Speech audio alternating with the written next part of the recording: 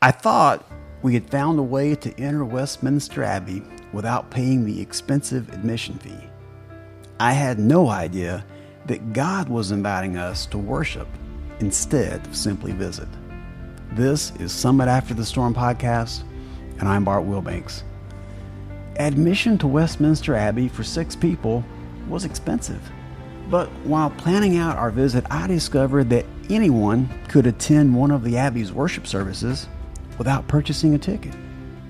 The only catch was that the Saturday morning service began at 7:30 a.m. and you needed to be outside waiting at least 15 minutes before the service started. Needless to say, it was not the most popular service of the week. On a warm Saturday morning, we walked through the streets of London and entered the doors at Westminster Abbey. An usher escorted us toward the back of the Abbey and into a small chapel. Because the chapel was so small, the kids were ushered to the very front row and sat directly in front of Amanda and I on the second row. The usher handed each of us an order of worship, and as we looked at those, the kids looked back at us with confused expressions like, "What do we do?" There were prayers, hymns, scripture readings, times to stand, times to sit.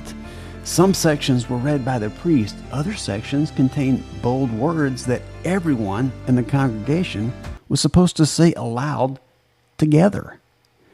Now, it was a beautiful, reverent, but it was completely unfamiliar to us. Normally, the kids could have just watched Amanda and me and followed our lead. Not this time. They were in front of us, and there was no one in front of them.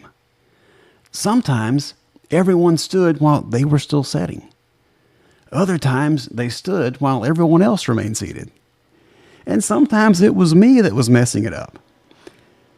But the congregation would begin reading together while the kids were flipping through pages trying to find those bold sections with the words they were supposed to read. And Amanda and I quietly pointed to help whenever we could. But there were moments where we were all just confused. By the end of it, we finally began to understand the rhythm.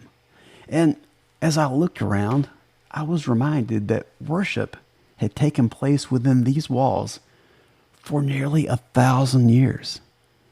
Every English and British monarch since William the Conqueror had been crowned right in that building, including King Charles III in 2023. Queen Elizabeth II's funeral was held there. Prince William and Catherine were married there.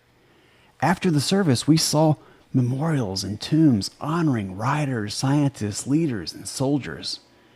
We walked through the Poets' Corner, and we even saw the tomb of the unknown warrior. Every part of the Abbey seemed to hold another chapter of history.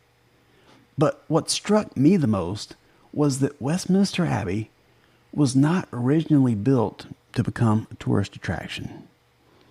It was built as a place to worship Jesus Christ. That morning, we were not simply observing history. For a brief time, we became part of its continuing story. We arrived hoping to save the cost of 6 admission tickets. Instead, God gave us an experience that a regular ticket could not have purchased. We did not experience Westminster Abbey as tourists. We experienced it as worshipers. Faith was never intended to be something that we only observe, study, or admire. God invites us to participate, to worship, to serve, to become a part of His story. Psalm 122 verse 1 says, "I rejoiced with those who said to me, 'Let us go to the house of the Lord.'" The psalmist was not celebrating a famous building. He was celebrating the privilege of gathering with others to worship God. It's easy to stand on the sidelines and critique what others are building. But real leaders step in, they participate, they serve, they invest in something larger than themselves. The same is true of faith. God is not looking for spectators. He's inviting participants. I thought I had discovered a way to save money. Instead, God reminded me that some of life's greatest treasures cannot be purchased. They must be experienced with an open heart.